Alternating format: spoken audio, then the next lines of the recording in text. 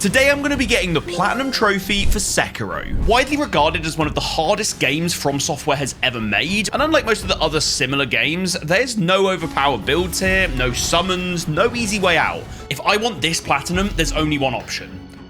Get good. That's the worst move, I just don't know how you do. I don't know what you do! And to make things even worse, I'll need to beat this game multiple times, defeating every single one of this game's insanely aggressive bosses along the way. Like, I've played a lot of hard games before, but this one was going to be the steepest learning curve I have ever faced. Our adventure begins in Ashina, a war-torn Japanese land near the end of the Sengoku period, where the occupying clan is on its last legs. We play as an unnamed shinobi, known only as Wolf, who serves the divine heir of the region and has been imprisoned by the uprising Ashina clan members. And with the heir having been captured, our first goal is to escape imprisonment to find and free him. Now, one of the most interesting things from the get-go in Sekiro is that there is a proper narrative and story here, although it is a pretty complex one. To be honest, it's not really that bad. I mean, unlike Elden Ring, you don't need 2 master's degrees in Vati Vidya to understand what the hell's going on. Anyway, after carefully sneaking past the guards, we make it to the Moon Tower, where we meet our master, the divine heir, Kuro. It's time to see your mental health rot. I'm so excited to see my mental health rot. Oh yeah.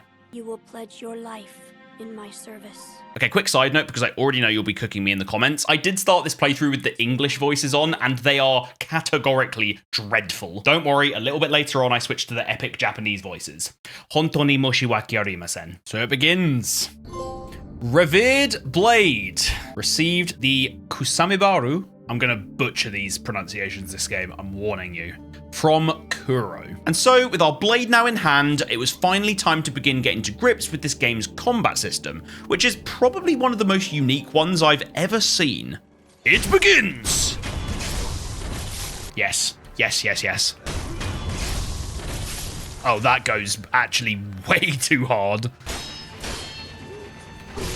Oh, no, get up, Wolf. Okay, this guy might actually give me some issues.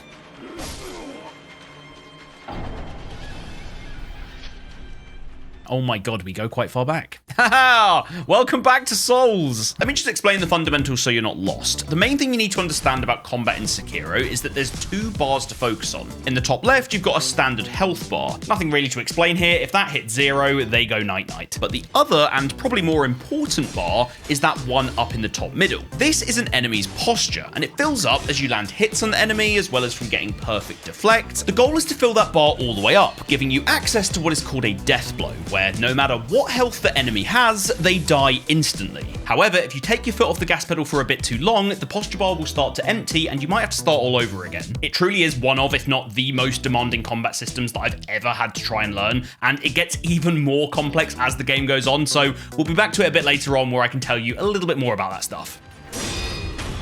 There we go, okay. Oh, so that's like one of his health bars, now we gotta fight him again. Yeah.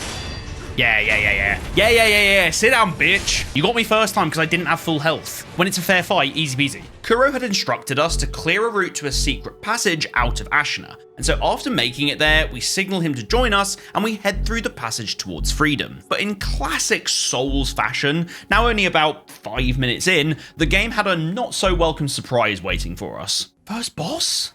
Really? I don't think I'm ready. Genichiro Ashina, okay. Oh my god. Fistful of ash.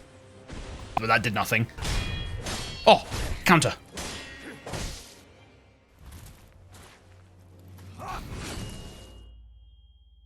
Okay, what I was about to say is I'm assuming that this is one of those bosses where you can't beat him. A Souls classic. But he also chopped my arm off, which kind of caught me off guard. Orlando's saying you can beat him.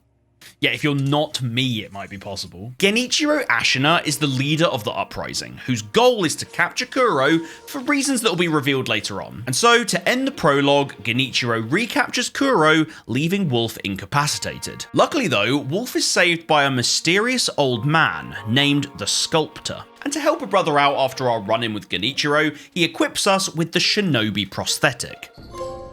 This replacement arm will eventually enable us to equip a wide variety of special extra abilities, and honestly guys, I cannot describe just how deep the combat systems get when we start unlocking some of these. But for now, we begin our journey through the outskirts towards the castle, before running into our next little roadblock. Some enemies use unguardable perilous attacks signified with a danger symbol. Oh, so that's the thing that I saw that in the fight before.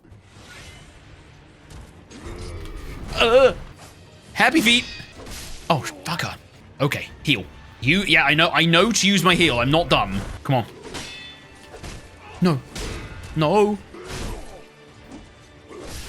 Oh my god, okay, we weren't even close. Yeah, being a FromSoft game, dying was something that I was going to have to get pretty used to pretty damn quickly. But remember, guys, Shadows die twice. I'm Shadows. Okay. Wolf, take my blood and live again.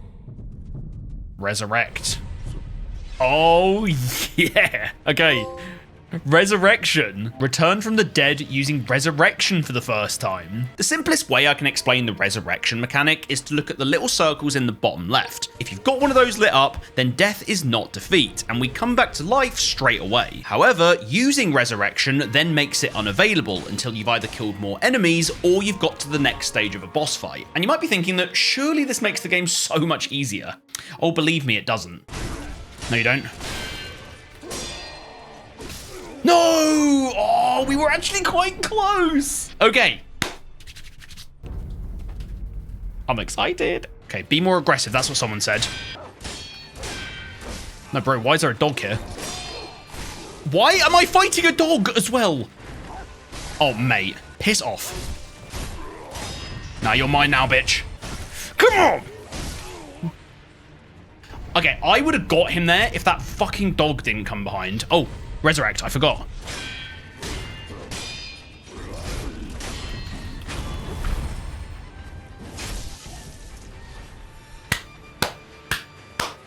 Defeating this general also granted me two very important items, a prayer bead and a gourd seed. Collectibles that I would need to collect all of, both for trophies and to power myself up. Specifically, every 4 prayer beads I got could be used at a respawn point to improve my HP and posture, whilst each gourd seed could be taken to this woman called Emma to grant us with an additional healing item every time. And as I started to head further into the outskirts, I was starting to realise that those buffs were going to be necessary pretty quickly. Oh, that was sick. There's a guy shooting at me. There's a guy shooting bullets at me. Close the gap, close the gap. Oh, idiot. Buffoon. Inosuke Nogami.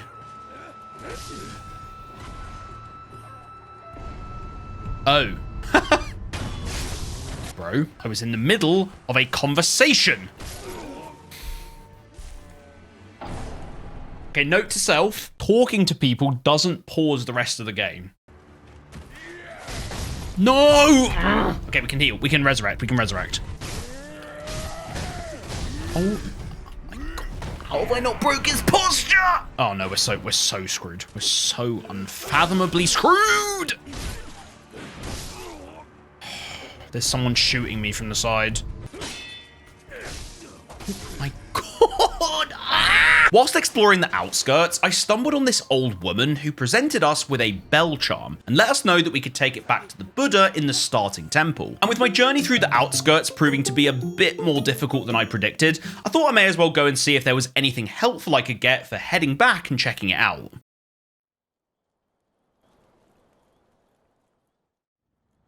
Where am I? Where is not the question you need to ask yourself. Have I time traveled? This is the Hirata estate. Do I want to be here or should I go back? Yeah, I'm not going in here yet. I will come back and explore it after I've dealt with the dudes here, okay? As it turns out, the Hirata estate area is not time travel, but more of a memory accessed through the bell charm. The estate belonged to Kuro's family and was his residence 3 years ago, before being invaded and burned down by bandits. Now, for normal players, this is a completely optional area in the game, but for me and my hopes of getting the platinum, I was gonna have to come back here and face this at some point. For now, though, I decided to soldier on through the outskirts outskirts before coming face to face with my next proper challenge, who many call the gatekeeper of Sekiro, but who I prefer to call a pain in my arse. I don't feel safe with that big bastard just tied up next to us.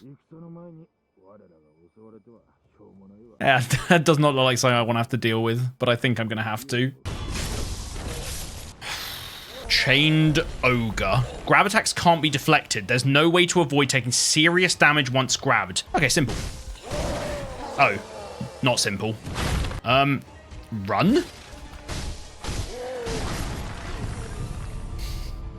This is going to go so well. Oh, bro, you have to dodge that so much quicker than I think. Oh, I'm not reacting to that quick enough. Okay, you have a split second when that icon appears to actually get the fuck out of the way from that. This guy feels like he's like the first proper boss. This feels like the gatekeeper. You know how Margit was the gatekeeper of Elden Ring? This feels like the gatekeeper of Sekiro. Oh, you fucking idiot, man. Oh, bro, it's relentless! No, the kick! Oh, I thought I was going to break the posture, so I just went too aggro.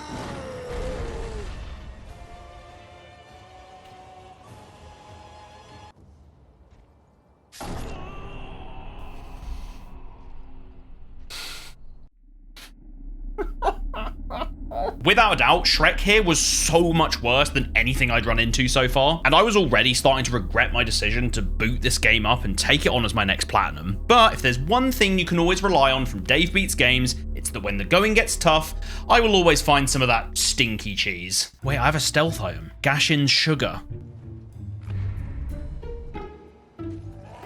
He needs to be aggroed first, though. Okay, I'm gonna try this. Gonna aggro him. Does this work? Oh, okay. Oh, what a strat. This is ridiculous. Let's go. Okay, now we just need to not choke.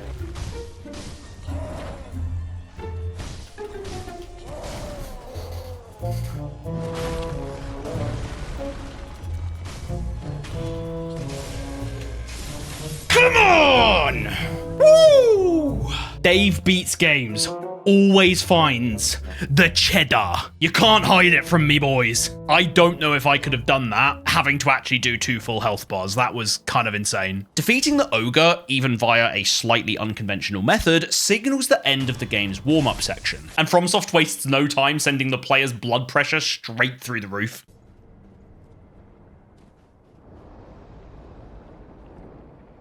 What the fuck was that?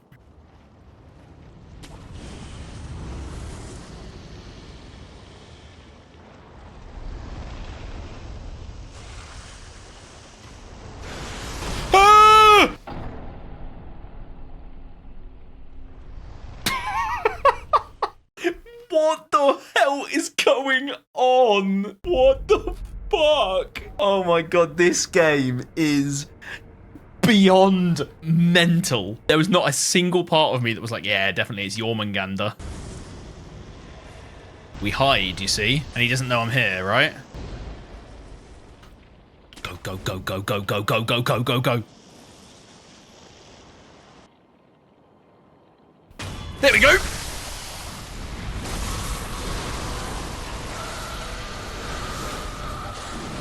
I don't think that's killed him. We need to run. Run, you idiot! Go, go, go, go, go, go, go, go, go.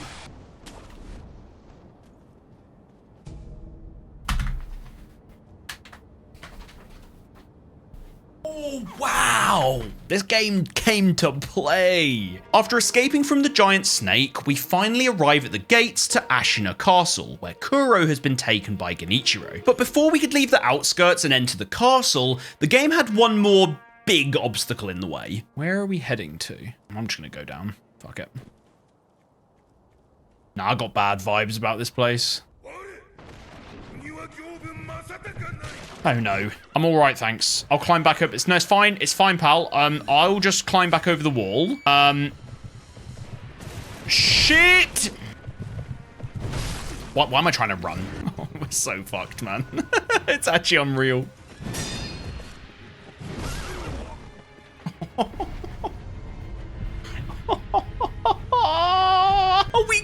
man. No, this is the scariest enemy I've ever faced in a video game, I swear.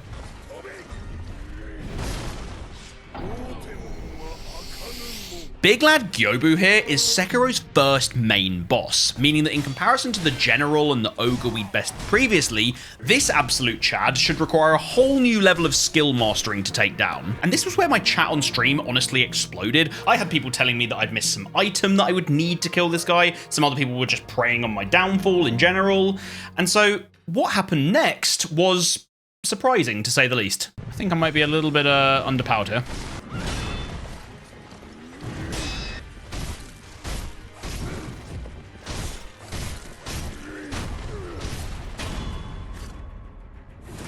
This ain't a bad attempt.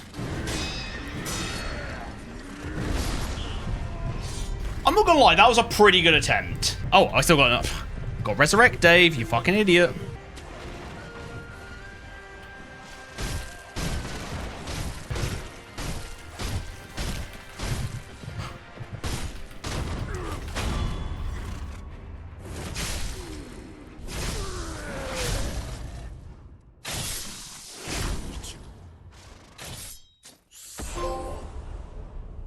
That was second try. I don't know what just happened, but I would just like to once again, don't doubt me! Second try, no tools, none of this leveling up stuff that people are going on about. I don't even know what half the stuff you guys are talking about is. Am I gonna talk myself up right now? Am I gonna pat myself on the back? Yes, I fucking well am. Because that was insane. And I don't know how. You need to be aware of my game. DaveBeatsGames. Taking out Gyobu like that was genuinely so motivating, and it wasn't just good for the bragging rights, as beating main bosses in this game grants you with memories, each of which can be used to permanently increase Wolf's attack power. They also grant you access to fight the associated boss again, which is great, you know, if you're the kind of person who stops halfway through peeing to feel the burn. At this point, the main quest path is to continue on up to Ashina Castle, but instead, I decided, when better than now, to head back through the time machine to the Hirata estate and see what fun times it had to offer me. I also made sure to stop off at the sculptor before heading in, who introduced me to the prosthetics upgrade system as well as skills, the first of which was an incredibly important ability called the Mikiri counter. This skill enables me to block and counter thrust attacks, which genuinely 50% of the enemies in the game use, so yeah, pretty goddamn useful. Hey, let's go! That counter is insane. Oh, okay.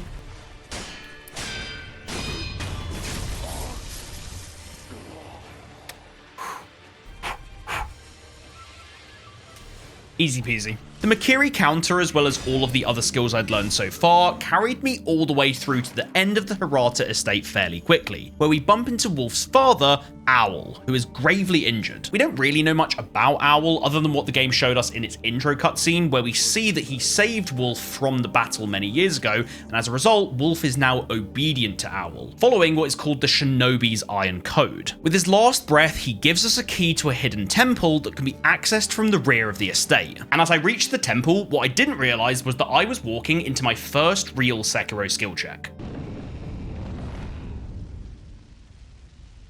Whoa, this is cool. Oh, whatever's in here is going to be a bitch, I can tell.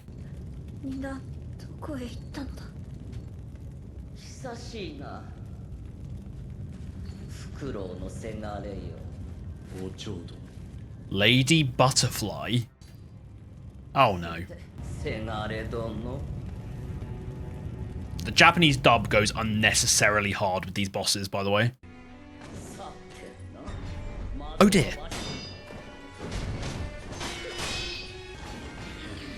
Oh! Ah! We're so close.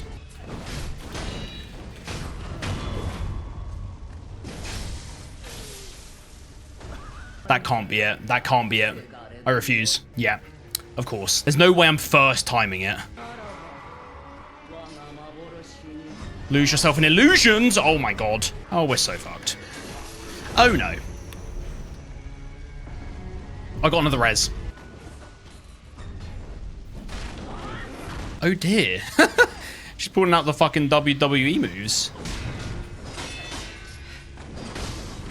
Oh my god, this is so shit. Of all of the bosses I'd fought so far, Lady Butterfly was by far the most demanding one, requiring me to really dig into my box of currently known tricks to be able to take her down. You've got to time perfect shuriken tosses from your prosthetic as she jumps from her wires, otherwise she just turns into Rey Mysterio and pummels your ass. And she also does this horrid spin move that you need to jump over and then Goomba stomp her for some solid posture damage. It's funny because sitting here right now, having beaten the game, this is one of the most easy mechanics to do consistently.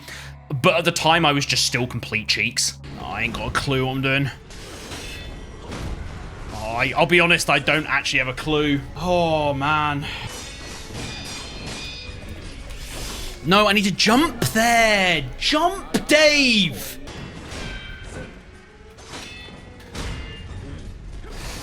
Ah, there's that fucking thing that keeps hitting me, you fucking idiot, Dave. I've done it again. I don't ever jump. Didn't jump. Fuck! I can beat her if I just jump. The move when she does the swipe. Like I've got most of the rest of it on lock. I understand now a lot more. I'm learning so much about the game from this fight. Oh, I'm actually just gonna let myself die. Fucking terrible attempt.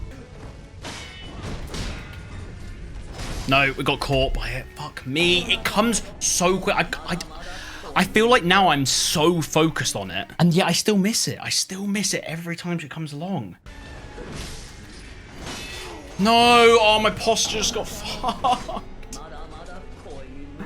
No.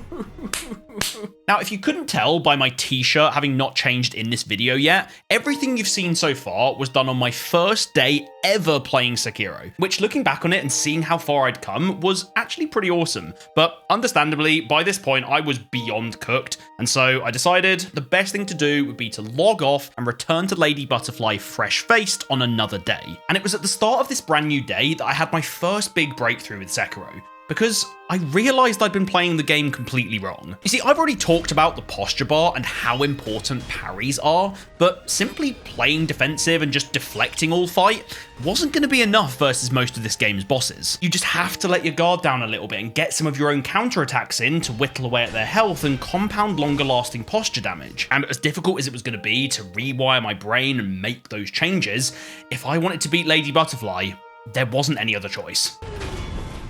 Phase 1, yay! Gotta jump forward. Why am I so allergic to jumping forward? It's so annoying, man. Like that. I just need to do that every single time and I win this fight. Every single time, man. I died anyway. Okay, next time we're getting more hits in.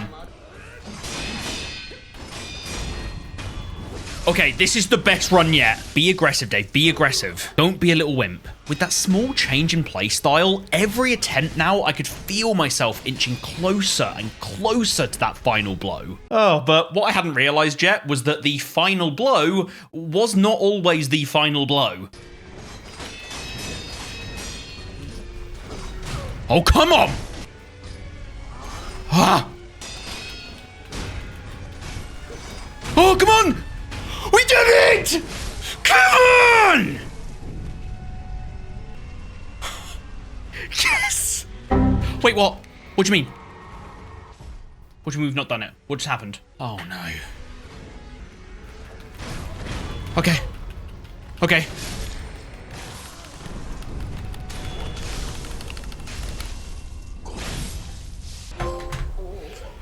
Oh my god, the Phantom Lady Butterfly. Defeated Lady Butterfly. Wow! That was almost one of the worst things that could have possibly happened. Okay, that was a learning fight. Disaster averted. Having taken out Lady Butterfly, the celebrations are cut short, as Wolf is stabbed from behind by a mystery killer. But just before he dies, it's revealed that it was here that Kuro bound his own blood to Wolf, which is what grants him the ability to resurrect. This brings us straight back to the present day, where our only path now is to return to Gyobu's arena and head into the Ashina Castle grounds. We're really planning on using that thing in the battle, and when it's mad, it doesn't discriminate between friend or foe. What in God's name are they talking about? And when do I fight it?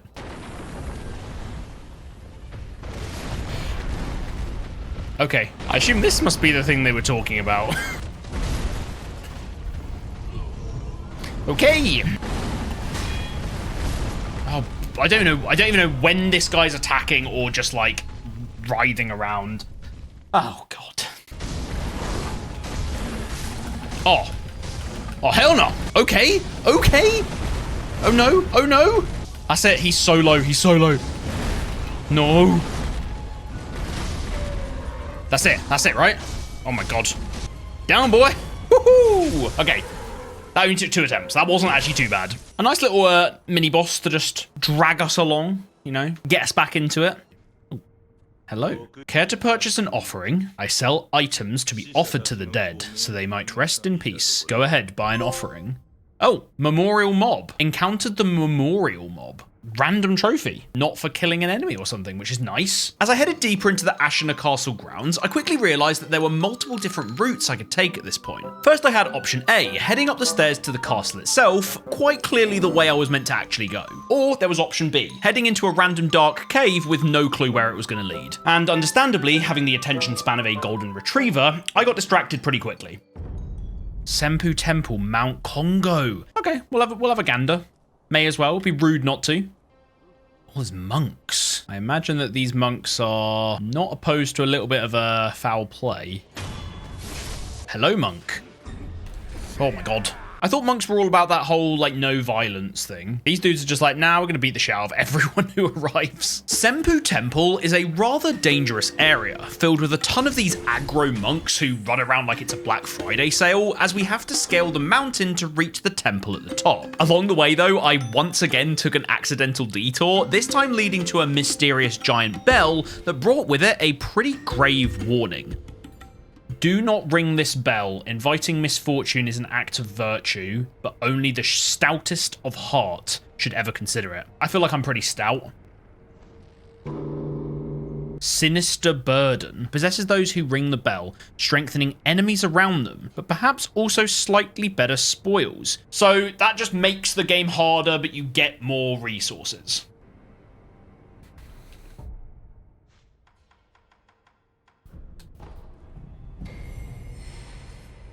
Yeah, I'm good. I'm good, thanks. I eventually found my way back on the main path to the temple, and it wasn't too long before running into yet another roadblock.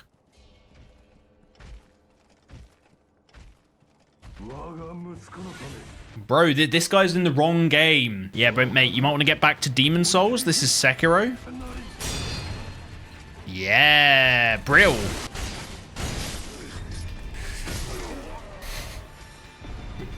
Why?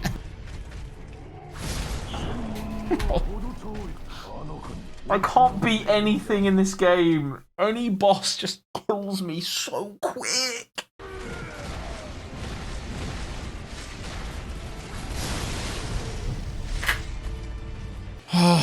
Come on then, John Dark Souls.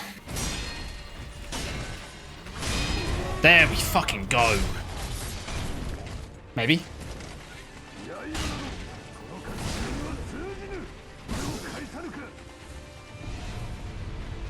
So, my sword can't kill him, so there's got to be some other way we kill him. I have one idea, but surely not. Do I have to push this dude off the bridge? Let me just run my thought process through you, hopefully without dying.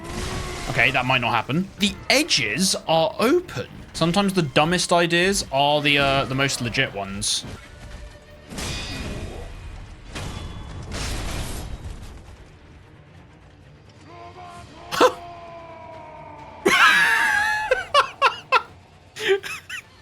Robert!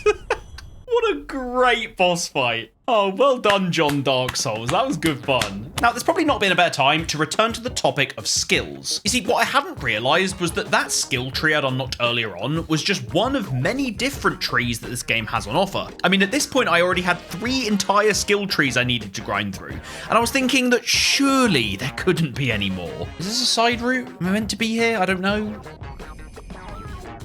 More skills? More skills? How is there more? I've already got 3 lists of skills and I've got another one? 4 skill pages, Jeremy. That's insane. After battling my way through all kinds of dreadful enemies, I managed to reach the temple at the top of the peak, where I discovered Absolutely nothing. Yeah, as it turns out, this area leads absolutely nowhere at this point in the story, but at least I'd have the fast travel point for when we did need to travel here later on, so definitely not time wasted. As a result, though, my only option now was to return to Ashina Castle and begin making my way up.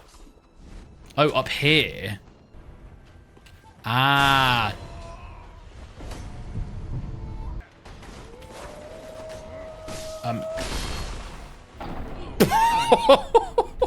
What an enemy. He went.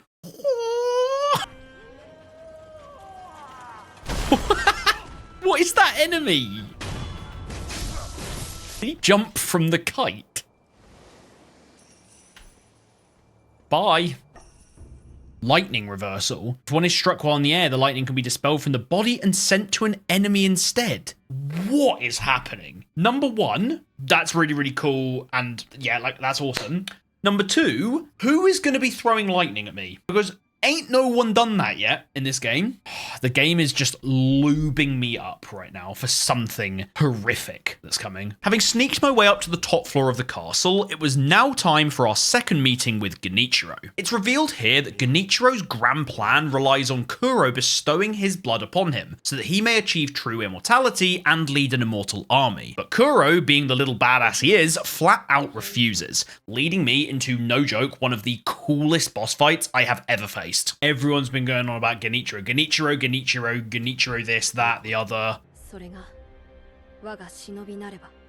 For he is my shinobi. Yeah, I am.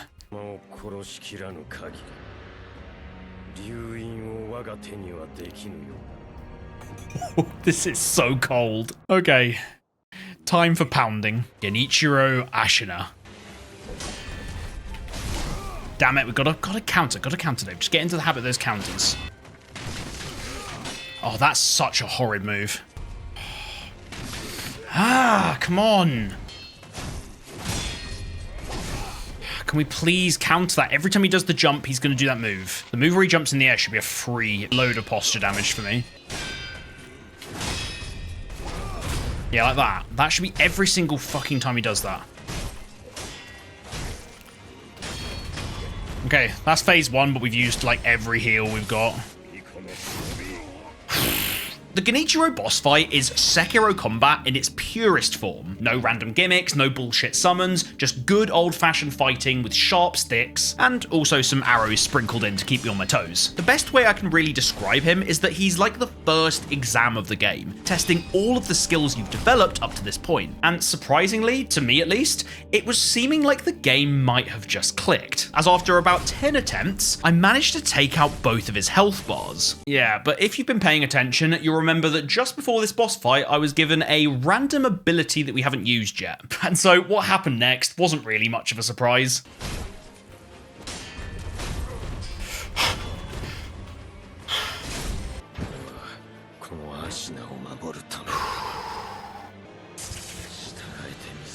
Holy shit. Behold the lightning of Tomoe. Okay, time to see if we remember what it told us to do.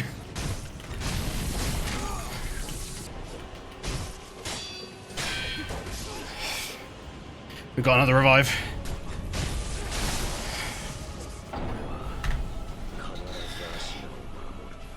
How the fuck do you do all three of those phases? Oh, let's lock in, boys and girls. Come on. This is doable. Low-key, this guy's worst moves are his arrows. Yeah, great one, Dave.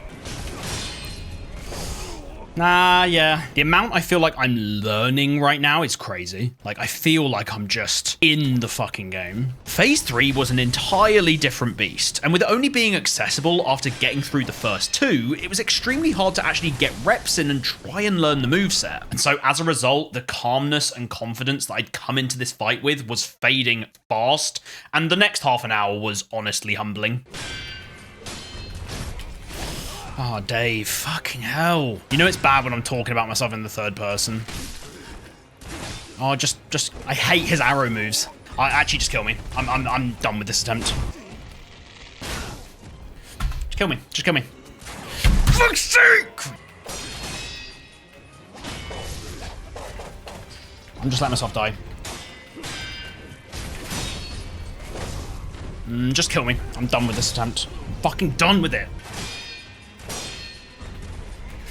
No, counter it, you fucking actual ape of a human, Dave. The self-deprecation today is real. Okay, I'm just gonna die.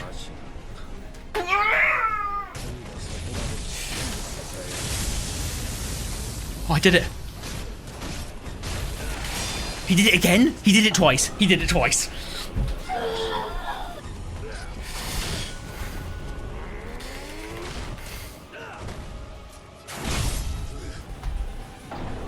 What am I doing? I'm so nervous going into that third attempt. Like that I think this is where the honesty has to come through. Like, I'm so fucking nervous going into that attempt every single time. I'm just like, I'm so scared. With my gas tank on day 2 now being on its last legs, I knew that now more than ever, I needed to lock in. I really didn't want a repeat of day 1 where I'd given up on a boss and had to come back later. And it was right here, genuinely on the brink of giving up, that I discovered the most important thing that you need to develop if you're ever going to get good at this game. It wasn't some special ability. It wasn't even getting better at deflections or learning enemy movesets.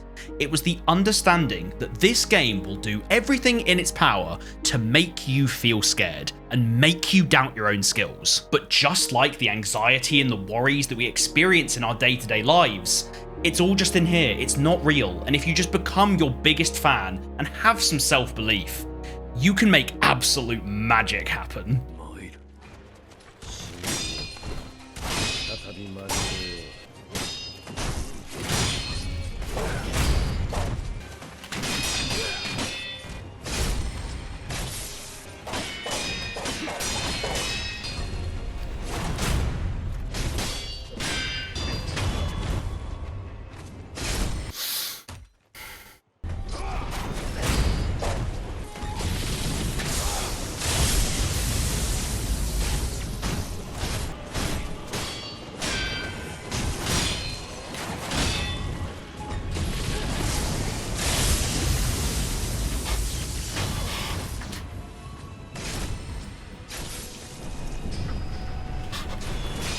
I'm not selling this time, baby. Come on. Come on.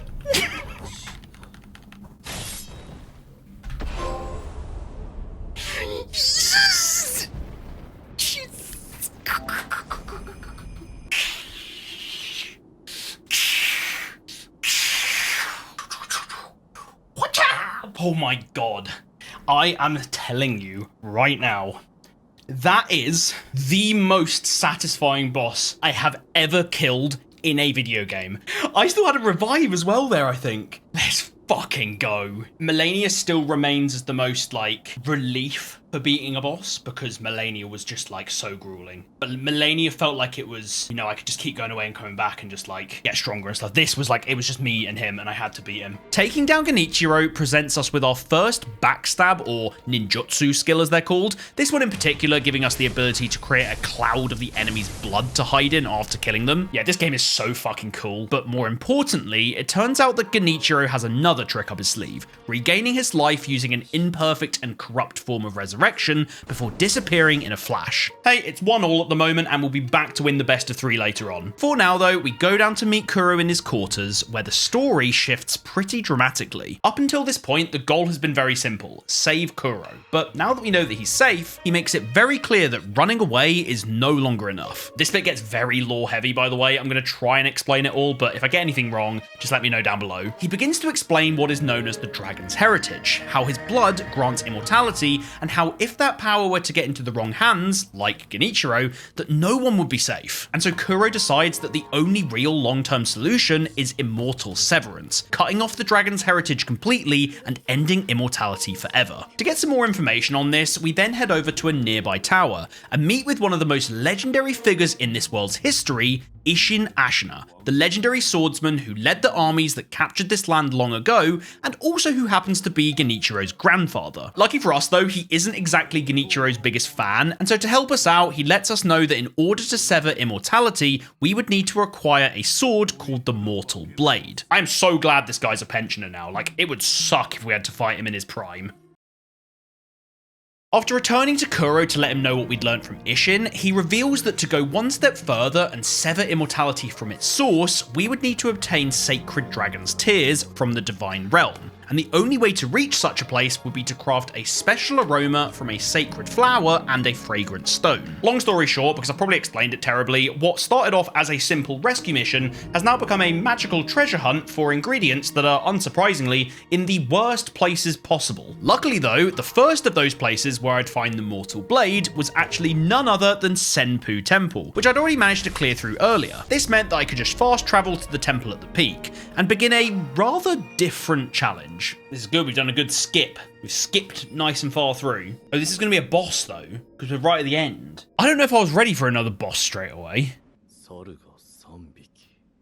3 monkeys. One of the panels is empty. It's a monkey wearing glasses. Winton. Oh, it's a boss. Folding screen monkeys. Get back here. Get him.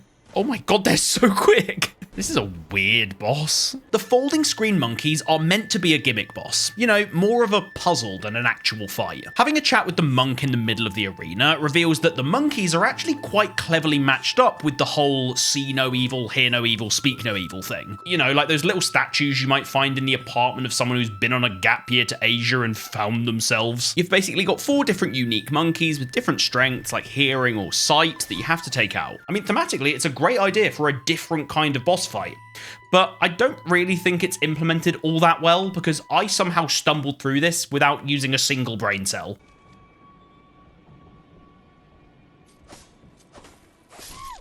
Oh! Fucking got you, you little shit. Okay, so that's one down. That was the invisible one.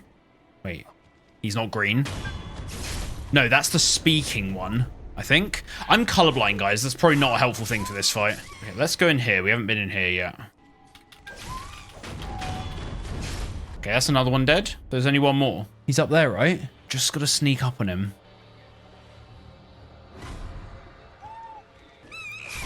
Fucking loads of these fuckers spawned. I thought I was gonna miss. We done?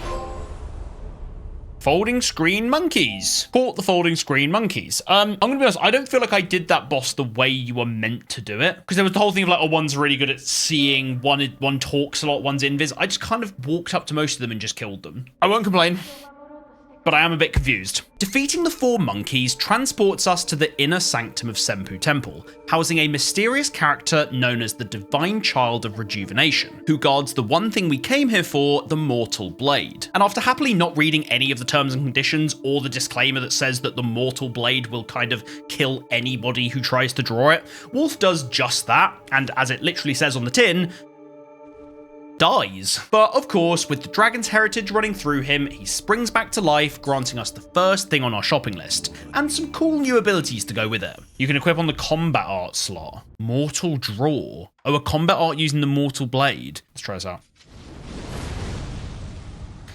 Yeah, I'm all about that. Ooh, we like that. We like that a lot. The next item on the list that I decided to go for was the Fragrant Stone, which from the clues I'd been given, I knew was deep underground. So I returned to the cave I'd gone through to reach the Senpu Temple area and looked around for another path. This eventually led me to a new chamber of the cave, inside of which I found a mini-boss called the Shichimen Warrior. Why? Oh my god. What in God's name is this? What the fuck am I meant to do here? Get down! Oh my god, what is this fight? I don't know what I'm doing. Why is every fight a gimmick? I'll tell you what. Yes, Genichiro was very hard. He was bloody difficult. But at least he didn't really have a gimmick apart from the whole lightning thing. It was just like, fight the dude and get good. What is this fight? Oh my god, this fight sucks. We were so close. This is also just lagging my PS5. I've got a PS5 Pro, and I can't play a game that came out like fucking 8 years ago. Bro has one actual attack. I hate him. We're so close. I hate this. This boss is the worst designed boss in the entire game. No, actually, this is the worst boss design in a game that I have played. Who thought that this was good boss design? Fire them! FromSoft! FromSoft. I swear to fucking God, whoever designed this, if he still works for your company, get rid of him! Use the I don't think I've got an umbrella. This is easy. Just hit till it dies. Thanks, man. Guys, you keep talking about the fucking umbrella. I don't know where the umbrella is. You can't just come in here and be like, oh, dude, if you had the umbrella, you'd just be able to beat him so easily. What fucking umbrella do you talking about? I do not know where the umbrella is. I don't know where this umbrella is. I don't know where I get it. I don't know if I can go back and get it. I don't know if I need to go past this guy and get it. If the umbrella isn't level up, it won't help against those orbs anyway. This fucking umbrella is going to send me. Up until this point in my streams, my chat had actually been pretty supportive and fun the whole way through. But come on, it's a FromSoft game. It was inevitable that at some point the Souls nerds were going to come along and piss me off. Amongst all of the fairly useless elitism though, the key bit of info I did learn was that because this prancing arsehole was an apparition type enemy, using an item called Divine Confetti to coat my sword would make this so much easier. Okay, we've got 3 Divine Confettis. We're going to put Mortal Draw on. Oh my God, I can't do it. I'm so nervous. Ron, I can't get it up. Okay, lock in. Okay, I'm not going to talk. I'm just going to focus. Come on. I'm popping another Divine as soon as this runs out, which will probably be quite soon.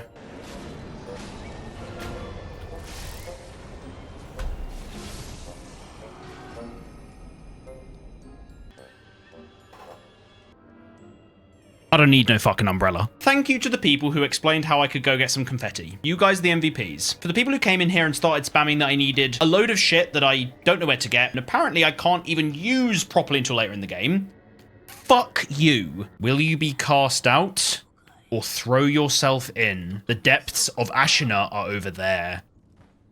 Let's go. Finally, man. Oh. There was something to grab, wasn't there? Okay, let's try that again. This brings us to the Ashina Depths, a grim, swamp-like underground area filled with all sorts of goons armed purely to make my day miserable. So this is like some hidden city underground.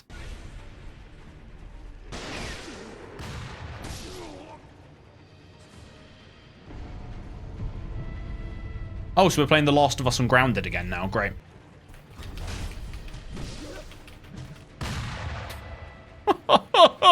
Gun dudes! I love gun dudes.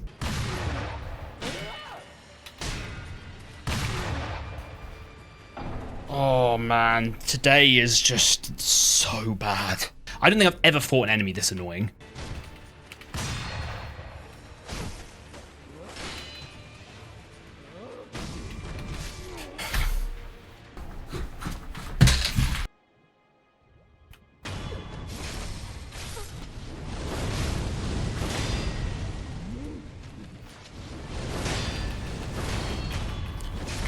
That's how easy it is if I focus. If I just put that attempt in the video and didn't show anything else, you'd come and go, this game's well easy. I'm such an ape though.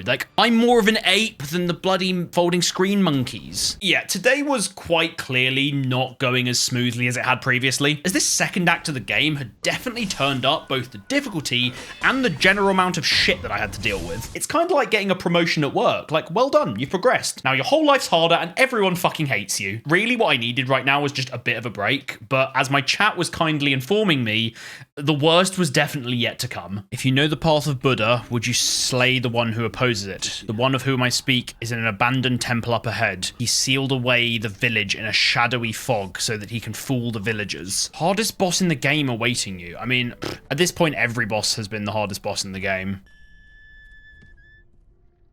What the fuck is this thing? Mist Noble.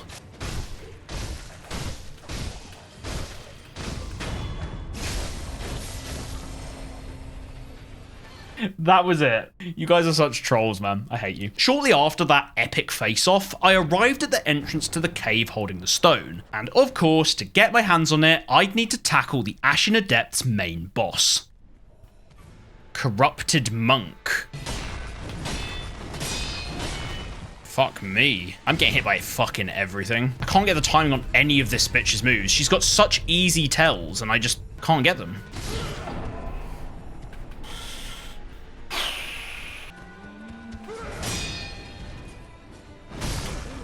I'm so shit at Sekiro Shadows Die Twice. That's going to be the name of my video. I'm not even going to beat her. I thought it had clicked for me, and then just today's been another world of pain. The Corrupted Monk is a bit of a funny one. On the surface, when you look at what she does, it's really nothing all that crazy. But when you're actually in there with her, controller in hand, you realize that all of her timings are just slightly off. There's just something about her BMI that's so distracting. And the worst thing by far is that her posture recovery is ridiculously fast, meaning as soon as you take your foot off the gas, you're almost instantly back at square one. As a result, the fight requires you to be way more aggressive than you're used to and chip away at her health first, which understandably leaves you open to a nice beatdown.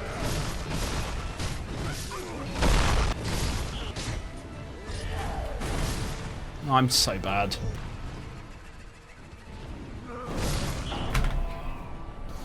He doesn't jump on her when she sweeps. I know I'm meant to do it.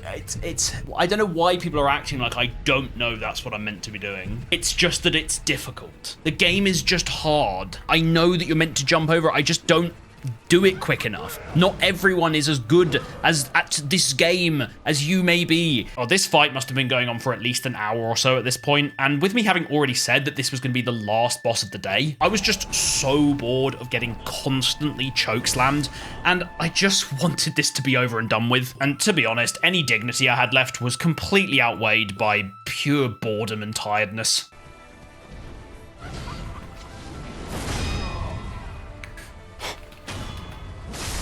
Oh my... That was not how I wanted to do that boss. That was not how I wanted to do that boss. That was so cheesy. I don't think I learn anything from beating that guy. I'm relieved, for sure, but I don't feel good about that. With the Corrupted Monk finally dealt with, the cave ahead opens where we finally set our eyes on the fragrant stone. However, I actually didn't want to pick it up just yet. You see, through a bit of spoiler-free trophy research, I did actually already know that picking up both the flower and the stone would change a bunch of areas that we'd already been to in pretty drastic ways. Specifically, these changes would mean that many of the collectibles I hadn't yet grabbed would become completely unobtainable. So instead, I took the opportunity to go around and grab every currently available prayer bead to buff my health pool up, which basically involved taking out a bunch of mini bosses that I was now mostly overpowered for, and I also grabbed all of the gourd seeds I missed. The following day, now buffed up as much as I could possibly be, I set my sights on the final aroma ingredient, the sacred flower, leading me to the Sunken Valley, another area full of fun, interactive gameplay. Okay, that's one. We're abusing Mortal Draw. Come on! Cheese! Cheese! Cheese! Cheese! Yes! Oh my god, we actually did a boss in 2 attempts rather than 40. I actually can't describe how happy I am that that didn't take that long. Oh my god, run. I mean, that's just not fair, is it? Huh? Ah. Fuck me. Okay, I'm gonna run past everything. Oh, resting point. Yes. Sunken Valley Passage. This area is giving... Oh, no.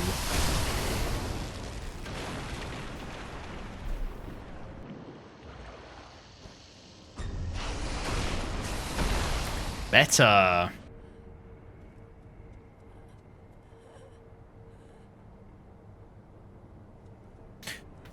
Not yet. Okay, calm down. I already know that you guys want to see me face that fucking monkey. But first of all, I'll do you one better. I headed back to Ashina Castle, and with a bit of help from my best friend Google, I found this little fellow who sells none other than the recipe for the loaded umbrella. Yep, the goddamn brolly. With how much the nerds couldn't stop going on about it, I can only assume that this is Sekiro's bloody ray gun. Anyway, return to Monkey. Okay, let's see what fucking Harambe has for me. Oh dear. Ah! Oh, the fart. Oh my god, okay. I actually didn't get poisoned. The tree. Oh no, the grab. The Guardian Ape is the definition of aggression, with a wide range of unrelenting and strange attacks that we have to deal with. But somehow, against all odds, I found myself actually feeling pretty comfortable fighting him. And so on my first attempt, I managed to prove all of the doubters wrong. Oh God, we're actually so close. Oh no, the poo! Come on, this would be the biggest improvement in 24 hours I've ever seen. Oh my God. No, I've been poisoned. Oh my God!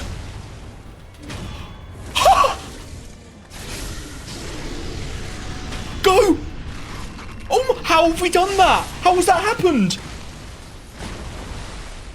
How have we done that? Come on! Come on! I cannot tell you just how many people said that this furry bastard was going to be the end of me, and I had just shit on him. Well, sorry to disappoint you guys. Guess I'm just a Sekiro expert. What do you mean second phase?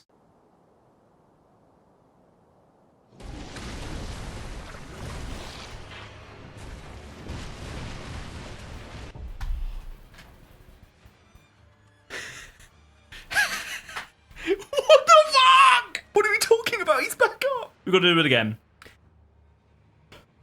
Fuck. Okay, this wasn't that bad. We can do this. No.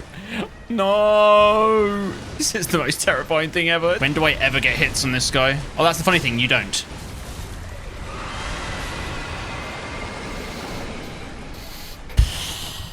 That was only first attempt, so we just need to figure out how we get this phase done. Phase 2 was a whole different kind of gravy, with basically no openings for us to get any damage of our own in, meaning we just have to rely on perfectly deflecting more of his awkward attacks. But honestly, going back to my comments from earlier on this game relying on you backing yourself, this day was one of the most confident ones I'd had so far, and I knew that I could beat this monkey if I just learnt his patterns. Okay, we beat his first phase twice. First phase, I haven't died to yet. It's figuring out how I get through this second phase. This is such a troll, by the way. You cut the fucking monkey's head off, and then he's just back. Phase 1, I've got down, but I'm using so many heals going into it that I'm just, like, left kind of fucked. Oh, fuck, man. Yeah, okay, like that. And then run away. It's a bit cheesy, but that's the way I'm going to do it. Run.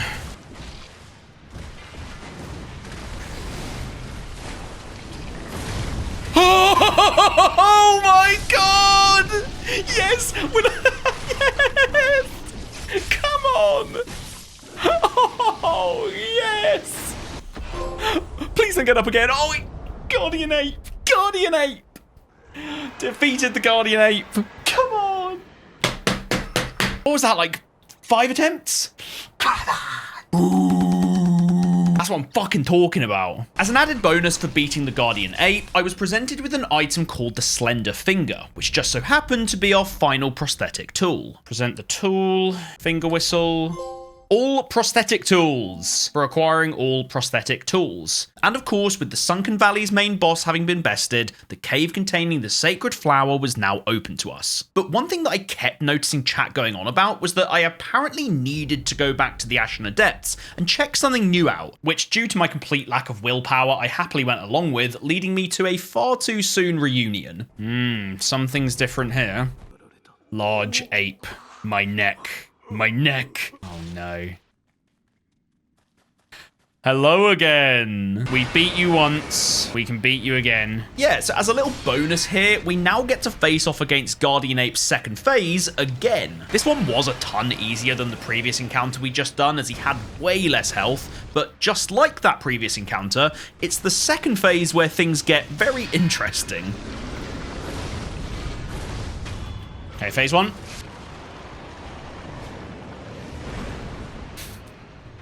I did kind of spoil this for myself. I feel like this one looks smaller. I think this one's actually simpler.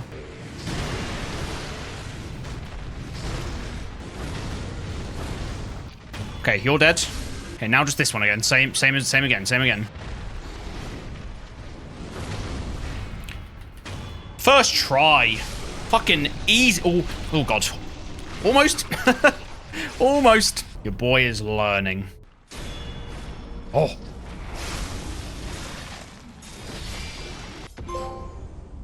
Guardian Ape, immortality severed. Use the Mortal Blade to sever the Guardian Ape's undying. So that's why he kept coming back to life, because he has immortality. And we got a new ninjutsu as well. Oh, all ninjutsu techniques. 2 trophies, 2 prayer beads. I think I've got to say it, things are starting to look up. With all the beads, gourd seeds, and prosthetics I could currently obtain now in my possession, it was finally time to grab the stone and the flower that I'd left in place earlier. Straight after grabbing them, I headed to my fast travel menu, where I realized that I could actually no longer travel to Kuro's chamber. Instead, I would have to fight my way from the bottom to the top of Ashina Castle once again. But this time, there were some new threats to deal with. The Interior Ministry. These guys are essentially the government in this world, wanting to seize the region back from the Ashina forces. As a result, the whole area gets harder with a bunch of new tough enemies, and also a load of new mini-bosses to take on. However, it's when we reach the top of the castle that we get our biggest surprise yet. I heard stories of your death, yet here you are. What are you plotting, Owl? That's our dad. But we saw him die in Hirata, didn't we? As it turns out, Owl didn't die at the Hirata estate 3 years ago. And to make matters worse, he is not the noble father figure we'd been led to believe, but instead is a self-serving, power-hungry snake, using everyone else's war as a chance to attempt to steal Kuro's immortality for himself. As we speak with Owl, he orders Wolf to join him and betray Kuro, which for the first time in the game presents us with 2 different options. So we've either got to obey the Iron Code and forsake Kuro, or we break the Iron Code and we stay loyal to him. Release or destroy. This choice here is incredibly important, as it's the first fork in the narrative that determines which of the endings you're going to get, of which I'd need to earn all of for the platinum. And for this first playthrough, I just had to stay loyal to my boy Kuro, which sets up a less than ideal father-son reunion. So you remember how you said Genichiro was the best fight so far? Seems you've grown, if just a little. Young Wolf, it begins. Ah, no heals, half health. This is a great way to start.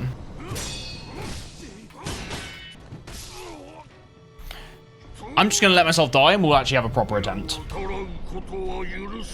The parent is absolute. No, Daddy, stop it, please. Oh, I can't heal. I can't heal right now. That's a fun mechanic. Okay, so don't get hit by the gas. Oh, we got hit by the gas.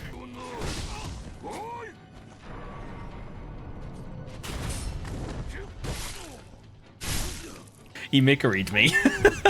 See, he doesn't miss it though. Following on from Genichiro earlier, Owl is the next true skill gate in the game, where I'd once again have to put into practice everything I'd learned up until this point. And to make matters worse, as you just saw, the most frustrating part of this fight are these gas balls that he drops on the floor that leave you in a state where you can't heal whatsoever. But even with that in mind, I was honestly on a bit of a roll at this point, and so I managed to crawl over the finish line of phase 1 after not too many attempts.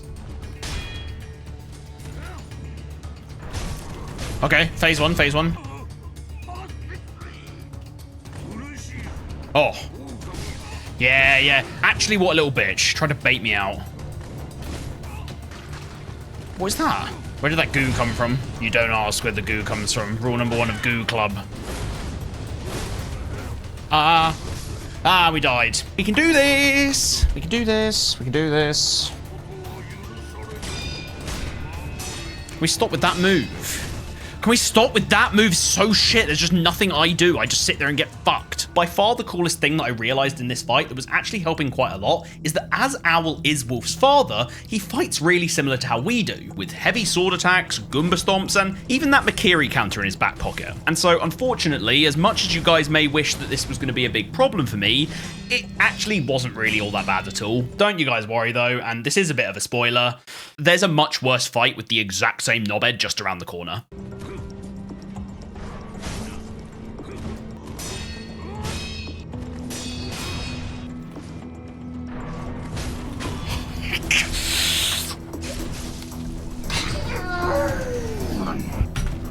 That was like 10 minutes of straight boss fighting.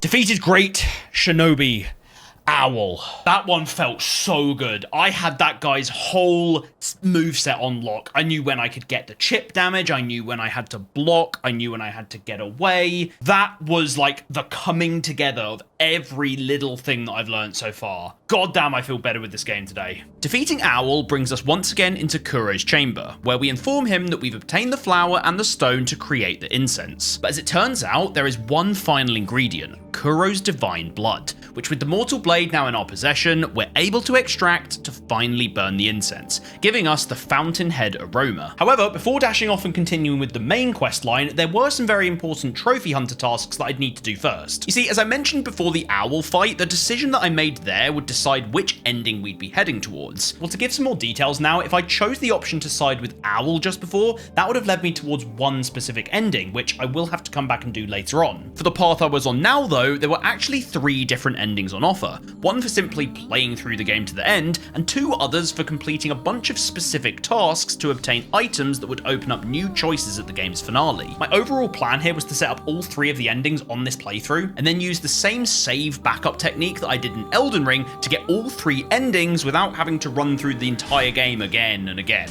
Because, you know, I didn't want to. Unfortunately, what I hadn't realized is just how unbelievably convoluted the steps are to earn these different endings. For the first bonus ending, we head back to the Divine Child who gave us the Mortal Blade, and we eat a load of rice. No, I'm not joking. And then eventually, after we're sick of eating the rice, she asks us to go and find 2 serpent hearts, which you can only access by first backstabbing this random little dude and using the puppeteer ninjutsu skill, which in turn makes him fly a kite that we can grapple to get to a new area. Yeah, I have no idea how a human being figured any of this stuff out. This leads us to the top of a chasm, where it was finally time to get our own back.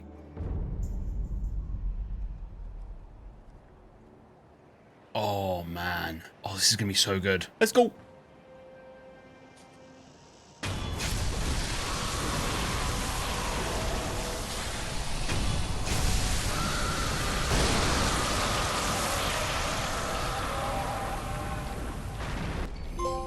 Great Serpent. Defeating the Great Serpent.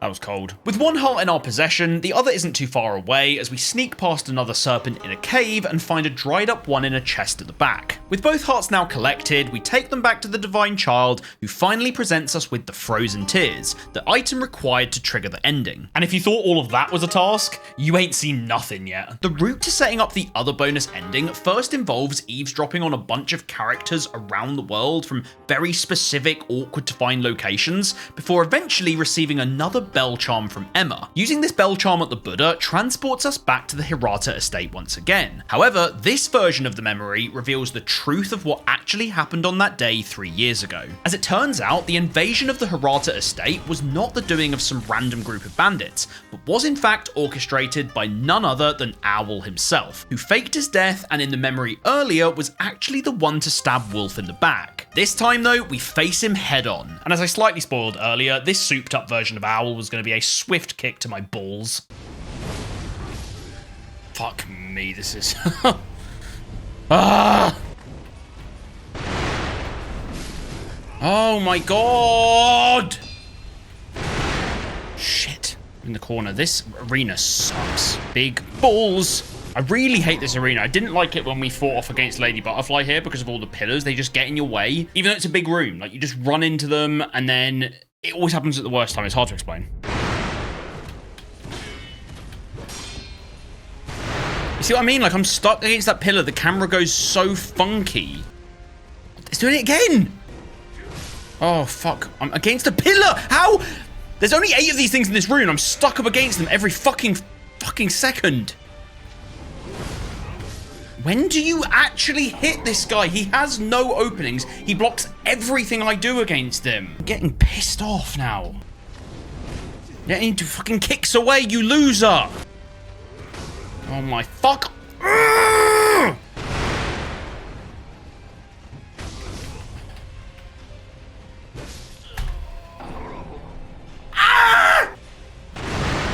That's the worst move. I just don't know how you do. I don't know what you do! He's getting bear jumpy. I'm stuck against the pillar.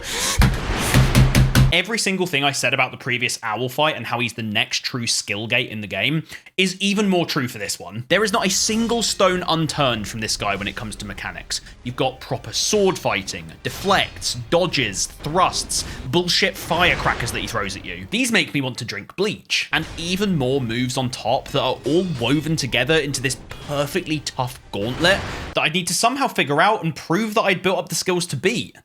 Hopefully. Okay, phase one. What the fuck is this? What the fuck is this? He just becomes an owl. That's good. Fucking this little fucking bird. Piss off.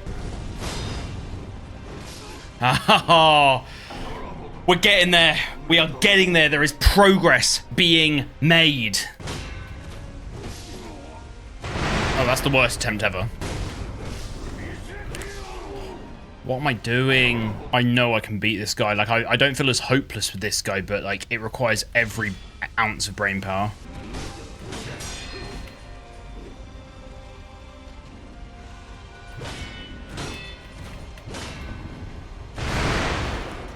Oh, my God.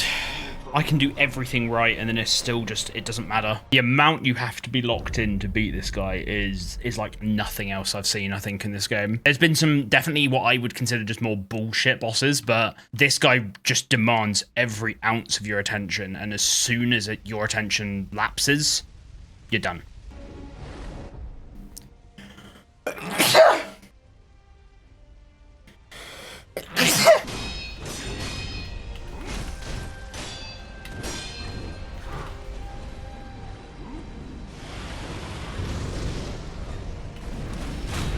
Oh my God. Oh, we did it. Oh my God, we fucking done it. Come on. Come on. Yes. Yes. Come on. Oh my God, I thought I'd fucked it. Oh, Father surpassed. Oh my God, the hat hair is terrible. Oh, come on. Defeated Great Shinobi Owl at the Hirata Estate. That takes the cake. Best fight in the game so far. I think that beats Genichiro. Maybe not as epic in terms of like the arena and stuff, because we're back in a recycled arena, but holy shit, the technicality required in each bit of that fight and learning all the different tells.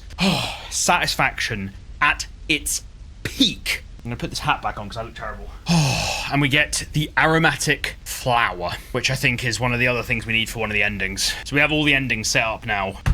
Okay. With all of the endings now set up for the finale, it was now finally time to continue with the main quest line, requiring me to return to that room where we got the stone earlier and use the aroma to take us to a new area in search of the divine realm. There's a whole load of complex lore as to what this aroma really is, but to put it in simple terms, it gives us the most strange Uber you've ever seen on speed dial. We're going somewhere new.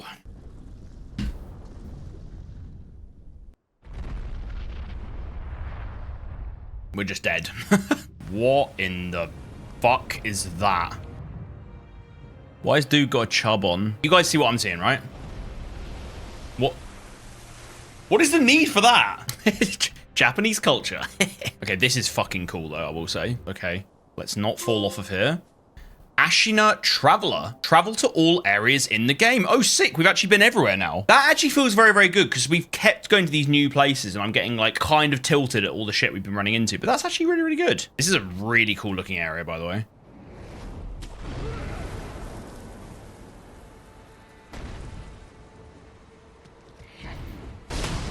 Why? This bitch was my least favorite boss in the whole game. She's back. Why is the monk back? So this is like the real monk, and she's got 3 health bars, fuck. I feel like I'm a lot better at the game since we fought this thing last time, though. So, like, let's be honest, the last time we fought this, we were not having a good time that day. Okay, cool. Okay, phase 1, yay! We did it.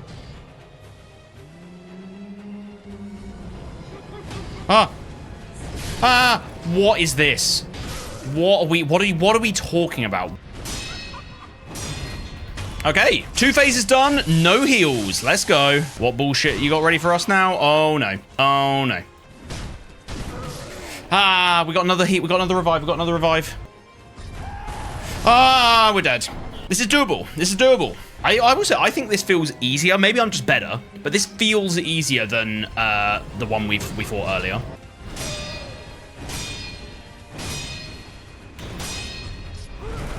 Oh my god, I'm insane! No, man. Oh my god. Oh my god. I've just cooked. Wow! I'm not even going to celebrate too much there. Like, I just actually... I just shit down her throat. That is gross. But yeah, Corrupted Monk. Defeat the Corrupted Monk.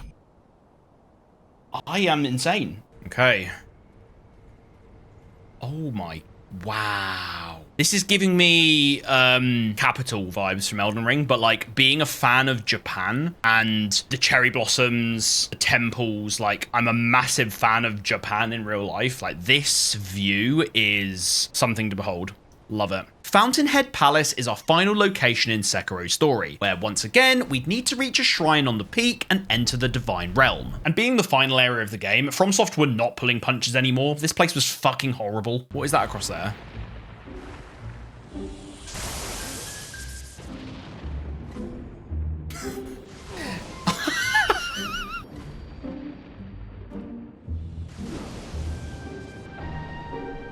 Where am I?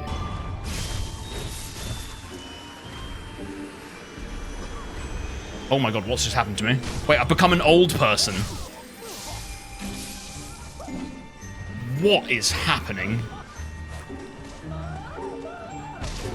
What are these enemies? Fucking top bins. This enfeeble status really is the worst thing in the game. And I know I've said that about a lot of things, but really this is just quite terrible. How am I enfeebled? I'm...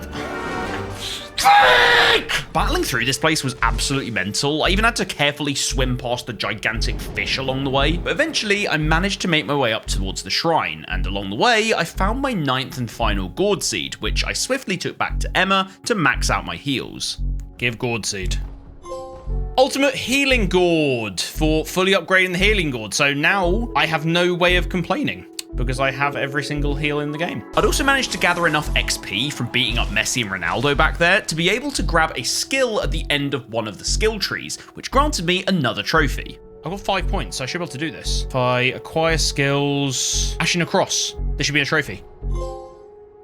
Master of the Arts. And that is for grasping the inner mysteries of any combat style. Basically, get to the end of a tree. And with those little side hustles now sorted, I returned to Fountainhead Palace and charged my way up the mountain to the shrine. And I had no clue just how peak the next 10 minutes of gameplay were going to be. You get it? Because like I'm at a shrine at the top of the mountains. It's peak. Just roll the gameplay. Something cool is going to happen. The Divine Realm. We made it.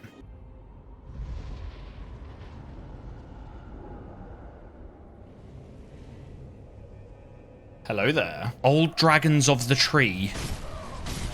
Oh, hi. It's a weird boss. Oh, we can jump up. Oh, this is quite easy. So if you jump up here... That's so sick that you just absolutely slap one into the rest of them. Almost done.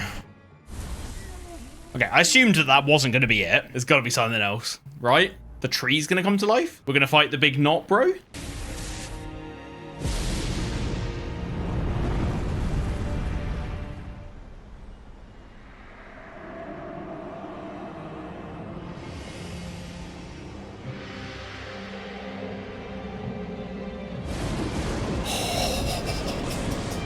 Now we're fucking talking. What? Divine Dragon. Oh. This is the coolest thing in the game so far. Okay. Okay. How do I hit this thing? I don't even know what I'm doing. Okay, this thing's quite easy to dodge. Oh, we've got the lightning now.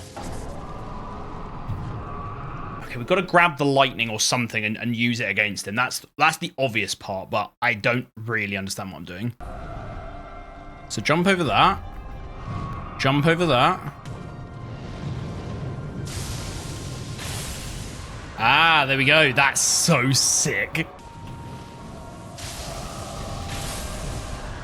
Okay, this is pretty easy so far. Is this meant to be hard? This is really, really cool, but it seems really fucking easy. Like, you just kind of run away. Oh, shit.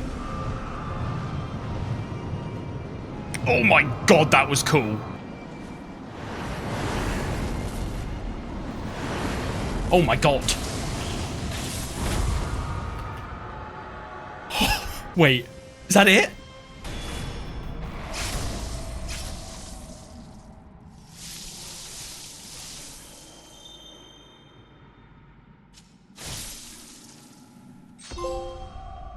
Gracious gift of tears. Defeat the divine dragon and obtain the divine dragon's tears.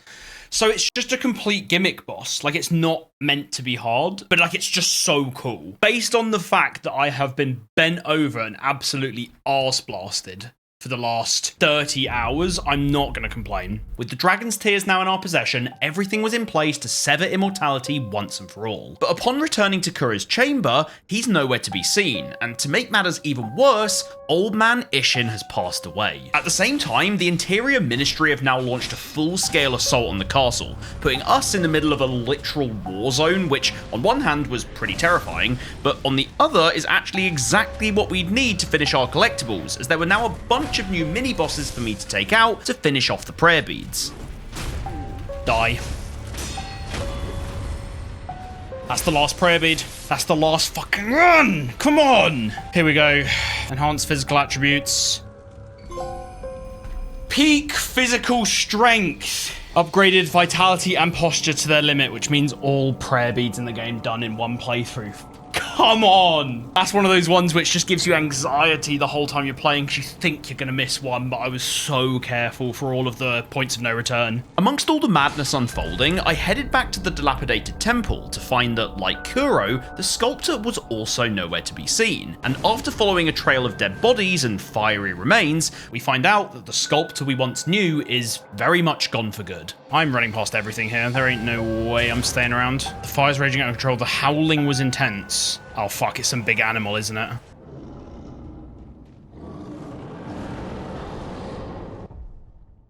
Demon of Hatred. What is this thing, man? This seems like a fucking Souls boss. Like, this is just an Elden Ring boss. Little did you know, I am Elden Lord.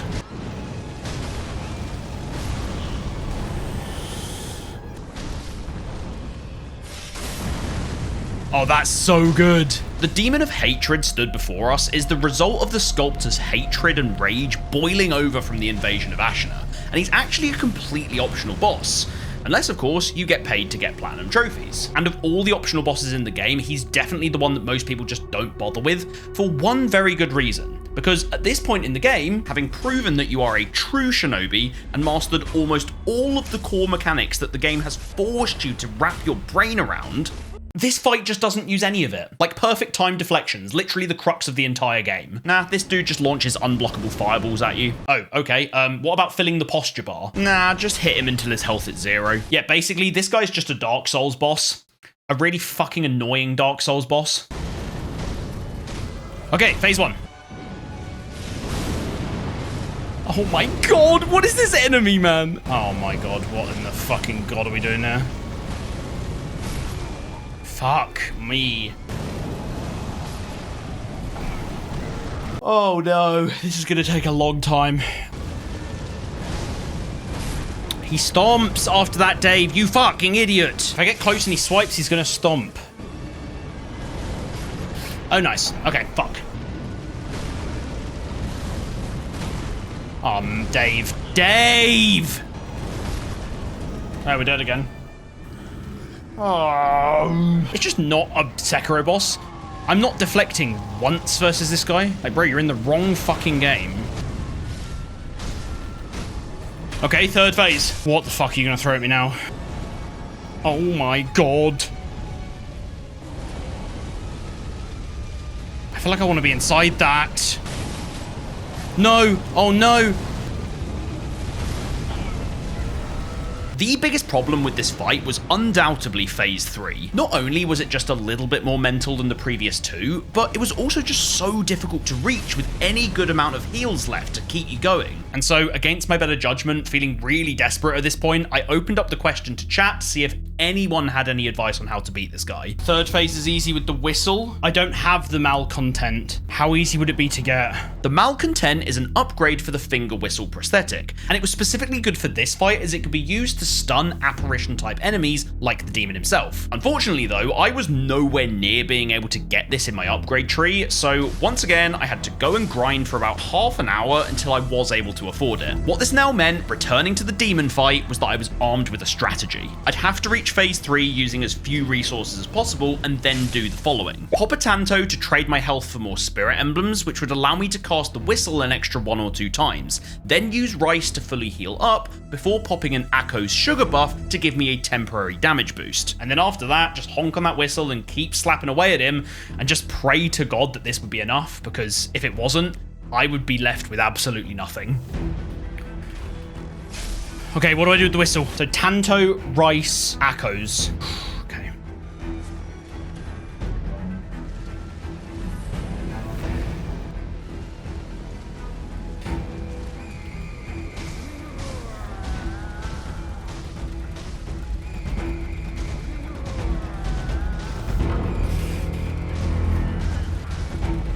Oh, we haven't done it.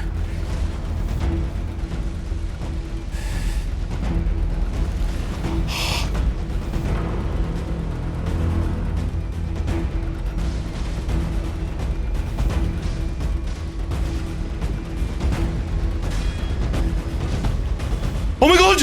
Oh my god! Kevin!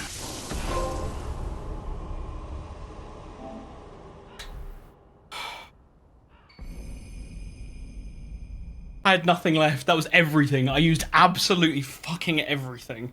I'm shaking. Oh my god. If I fail there, I have to go farm so much shit again. We got the Demon of Hatred trophy.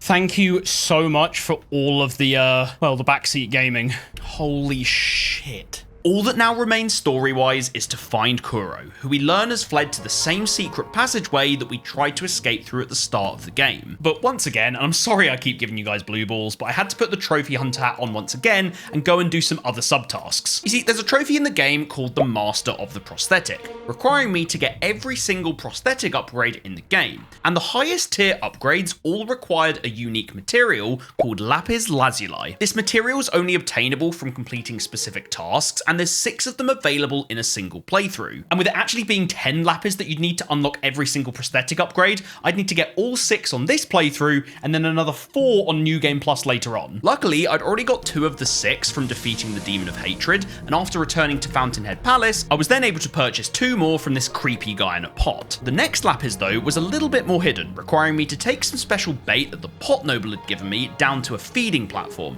where we ring the bell and feed that giant carp that we'd swam past earlier. This then causes the carp to wash up dead in the area where we fought the Guardian Ape earlier. Fishy is dead, and on the floor is, oh, Great Coloured Carp. Defeated the Great Coloured Carp. Amazing. And with the White Whisker in hand, we could head back to where the pot noble was to find that he's missing and he's left a lapis for us. Once again, who the hell figured that out? And in order to earn our 6th and final lapis, unfortunately, it was time for round 2. Oh no. No. I'm actually okay. Oh my god, I hate the Shichimin warrior. I just can't stand this guy. I still can't beat him with all of the stuff. I swear to God, even being as buffed as I could on this playthrough, this guy still took me about half an hour to take out. It's just the worst designed enemy I've ever fought in a video game. And so, with absolutely everything I could possibly do now completed on playthrough 1, all that was left was to venture to the secret passageway, where it was time to settle the score once and for all. Oh, it's him, okay. I mean, it would make sense that he'd be a final boss, because we didn't kill him earlier. Here he goes. Rematch, buddy. Oh my god, okay, I'm just gonna get out of the way of that. Keep in mind that we're gonna have to warm ourselves up a little bit again. Oh, shit. Brilliant. There we go, Mickery that. I've also noticed he only has 1 health bar, which is a bit frightening. This seems pretty easy, but I've just used way too much stuff. Genuinely, apart from now using his own Mortal Blade on a few new moves, this is just the same old Genichiro we fought earlier, and I'd gotten so much better at the game since our last meeting, so he is really not that bad. But what was very apparent from that singular health bar of his was that this guy was just a warm-up for quite possibly the toughest challenge this game has to offer.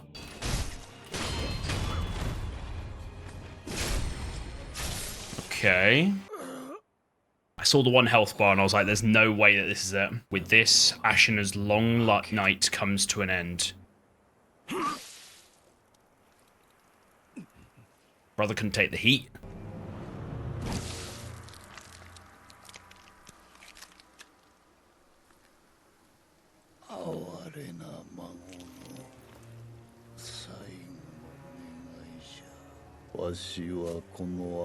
See, Ashina returned from the great beyond.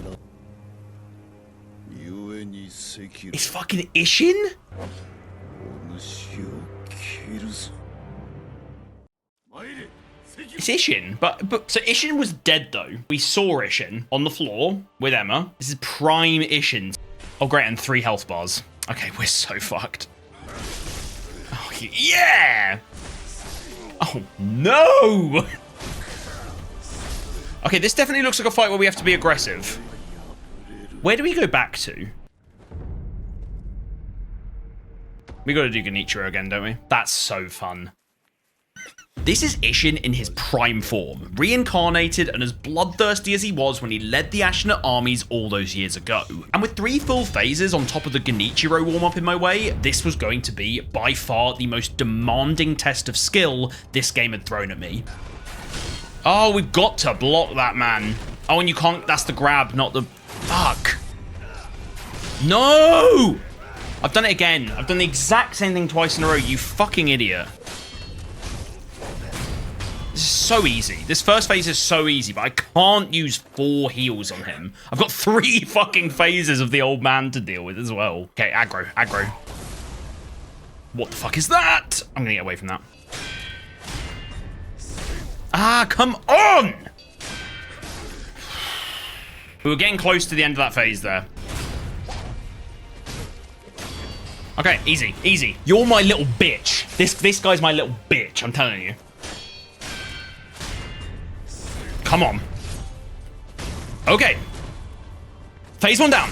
Well, phase 2, whatever. The silver lining of today was that I had turned up, red tank top engaged, ready to beat some ass. Like literally, my stream was titled Dave Finishes Sekiro. Your boy meant business. And so, having already beaten 2 of what are essentially 4 phases of this boss fight, I was feeling pretty awesome. Ugh, but phase 3 is where things just start getting ridiculous. Oh my god. Oh my god, he has a gun! Grand Theft Ishin! Oh my lord, what is this phase? Oh my god, this guy has every move in the fucking Kama Sutra. Whoa! Okay. This fight is awesome, by the way. Oh my god. Oh, this second...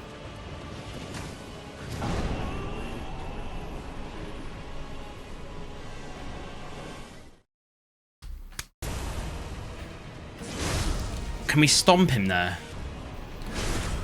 Oh yeah, we stomp him.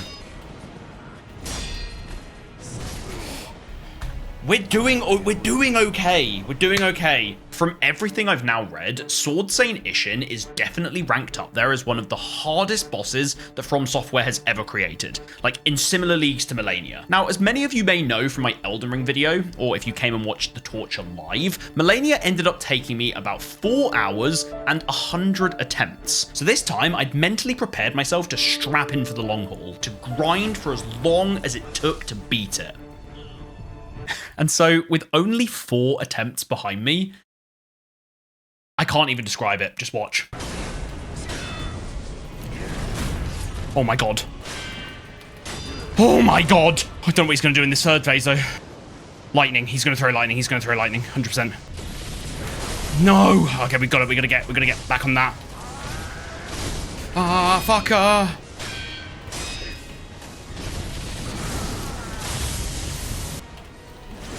Oh no, we didn't jump over it. Fuck.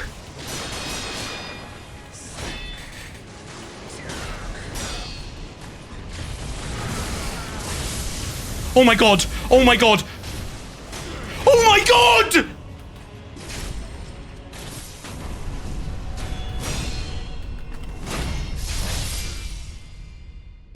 Oh my god!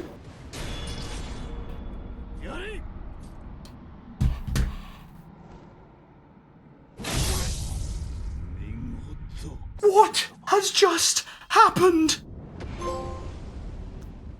I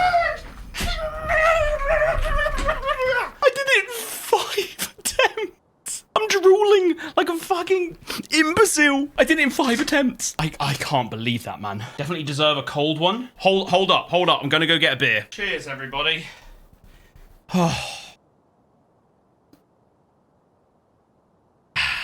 Oh my god, this shit has never tasted so sweet. Oh my god, even just watching it back now, that goes down as one of my most memorable achievements in all of my gaming career, proving that not only could I beat the game's toughest challenge, but I could do so with flying colours. I think the best way to look at the Sword Saint Ishin boss fight, and it really just culminates in why this game is so goddamn good, is that it's the game's final exam that puts everything you've learned to the test.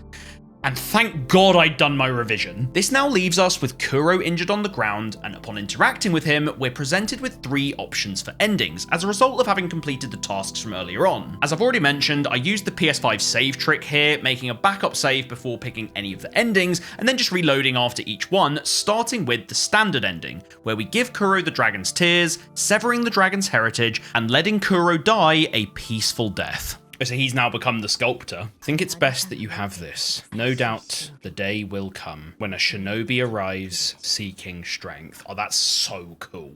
Because we got the prosthetic from the sculptor. Amazing. Immortal Severance.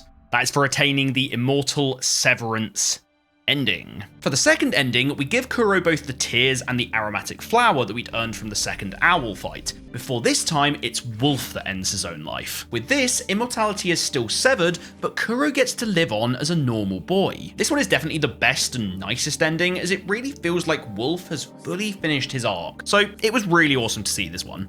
There's other stuff I want to get done. Purification. Attained the Purification ending. And then finally for this part, we've got the third ending for giving Kuro both the dragons and frozen tears. The result is that instead of simply ending the dragon's heritage, Kuro's essence is taken into the divine child, so she can return the dragon's heritage to its proper origins in the West. I'm not gonna lie, guys, I didn't really understand this one. Someone down below, please explain it. Stupid British brain. Dragon's Homecoming attained the Return ending. Okay, wow.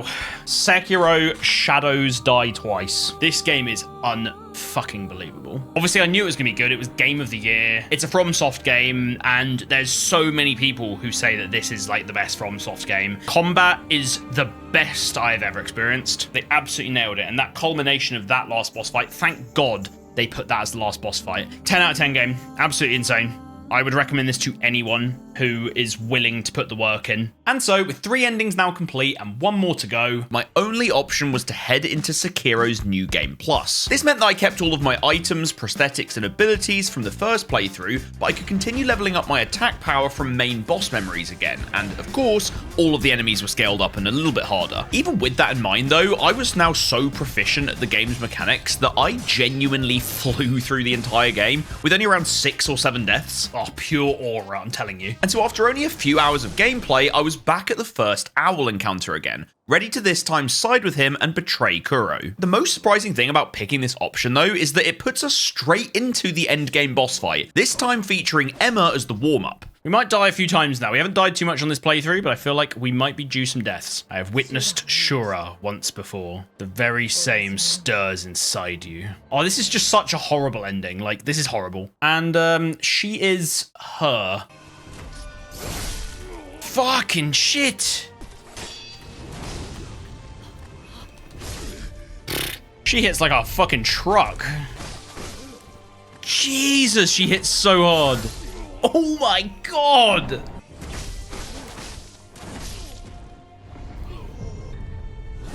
Are we actually... Her reach is mental. In comparison to the Genichiro warm-up for the main ending boss fight, Emma's moveset was brand new to me and featured some really awkward tells, so it took me quite a while to actually download everything she could do and get through her. When I did manage to put her down, however, this ending doesn't stray too far from the other three, as we actually have to fight none other than Old Man Ishin himself to beat the game. Now, luckily, this version of Ishin is nothing on his prime form, of course. I mean, you know, he's already completely ridden with arthritis at this point, and so, based on how quickly I'd managed to beat him on the earlier playthrough, this was obviously an absolute breeze for me. Yeah, no. Oh, you do the same one. Fucking amazing. Ah! Wow, the fucking dodge. Oh, you fuckface. The dodge is mental! Ah! What do I do with that? I'm actually in disbelief. I don't understand. Like, what do I do if he's just gonna dodge pretty much like 1 in every 3 hits? I'm stuck in a corner. I fucking hate they put fucking corners in the arena! I'm not even sure if this is true or not, but this version of Ishin seems so much worse than the actual Prime cinematic version we did earlier. Seriously, right? If you're someone who's played this game and beat both of these bosses, let me know down below which one you found harder, because maybe something was just going wrong in my brain on this day. He is without a doubt the most awkward fight in the game, with combos that just don't seem to follow any rhythm and they're so hard to learn. Oh, and if phase 1 seemed like a pain in my ass, phase 2 was like lighting a fucking firework up there. Yes, okay. Oh my god, what the fuck? What in the millennia? I don't know what I was expecting. Like, it wasn't gonna get easier, was it? Ah, you fucking old fart! Oh, oh my god. Don't heal here, you fucking ape-pazoid. I'm stuck in a corner now. Fuck! Oh my god, I don't actually know how I can do this. Oh my god. Oh my god. I'm on fire. Oh no, I didn't have any poison in me. Okay, keep going. Oh, he does another move afterwards, great.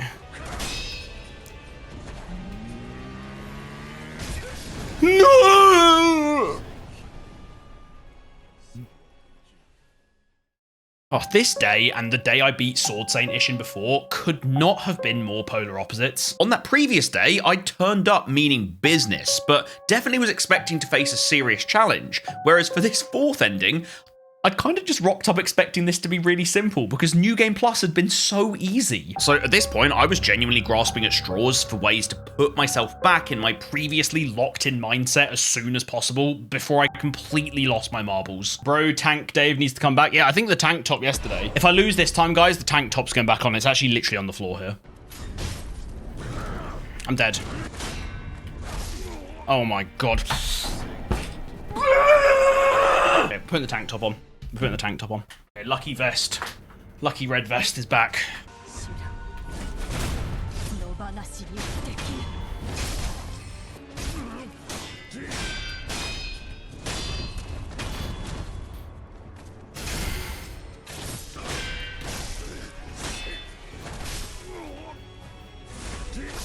Oh, fucking hell, he's just chasing me around.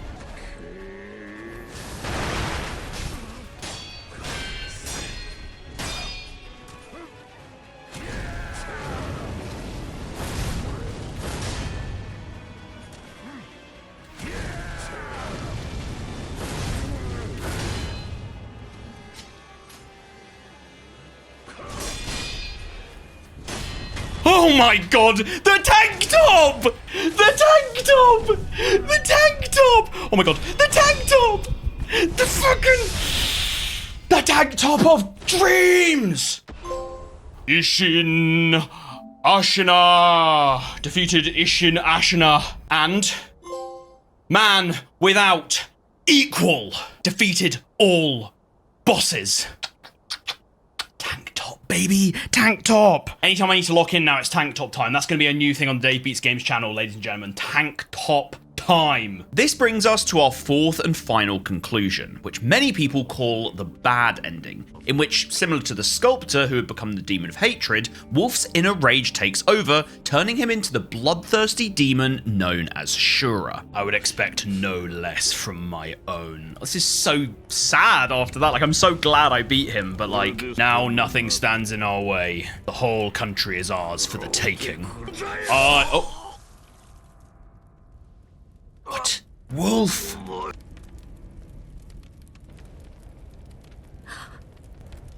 違う。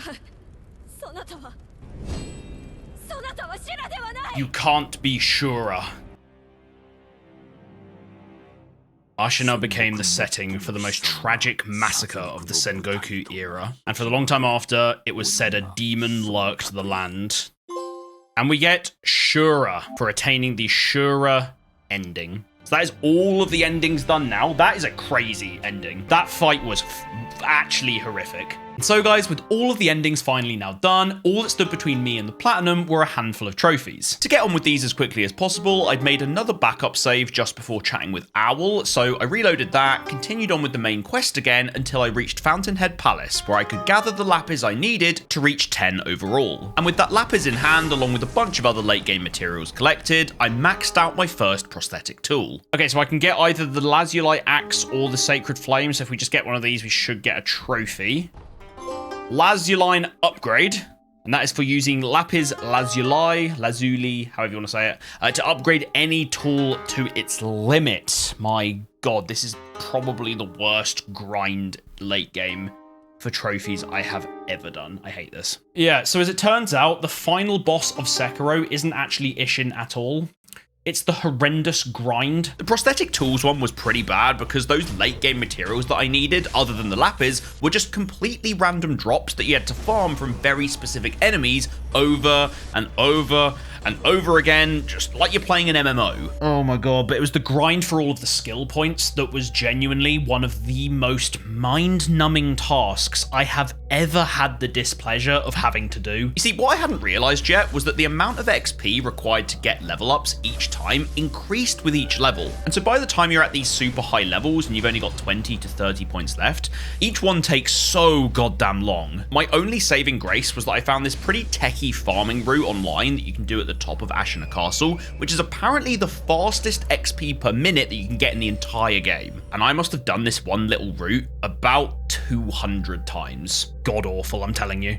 But eventually, after a few days worth of short grinding sessions, I eventually grinded all of the XP I needed, returned to the dilapidated temple for one last time, and finally laid my controller to rest. Okay guys, I think we've finally done it. I did not realize that this grind was going to be anywhere near as bad as it has actually been. And I think we are finally at the stage where we can get the final prosthetic upgrade and what is now my final skill. Okay, so first up, prosthetic tool upgrade. You can see I've got everything on here apart from the Lazulite Shuriken, which we can grab now, to get Master of the Prosthetic for upgrading all prosthetic tools to their limit. And then, my god, I can't believe we've actually done this. We're gonna head back to the idol, acquire skills. We've got all shinobi arts, all prosthetics, all Ashina art, all temple arts, one remaining Mushin art, acquire spiral cloud passage